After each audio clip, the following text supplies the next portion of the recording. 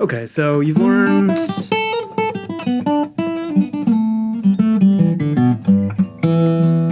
So you've learned like a little bit of the scale, right? You spent some time...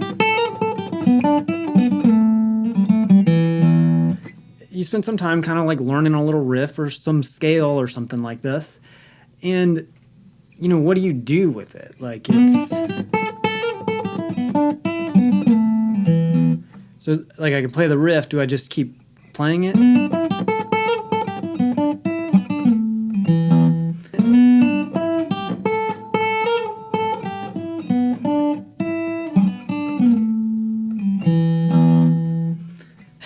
You know, do I just keep playing it over and over again? Like what do you do with it?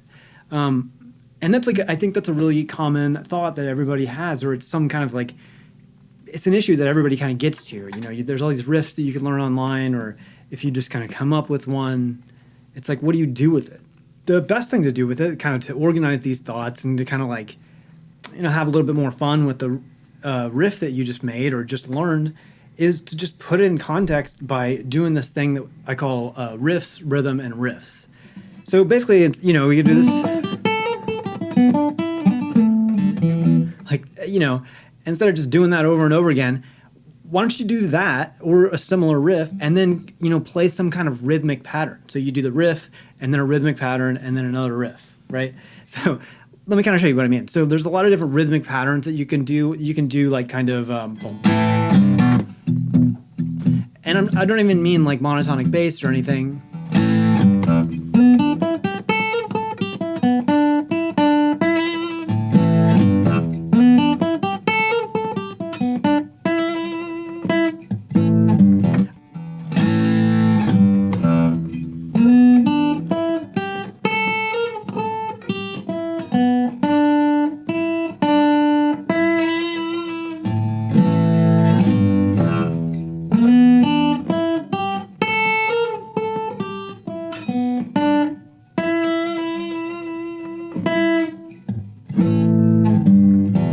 I mean, kind of like where you're separating them out. You could also call it call and response, right?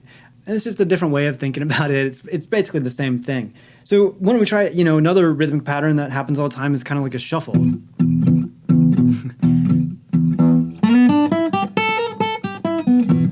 Right?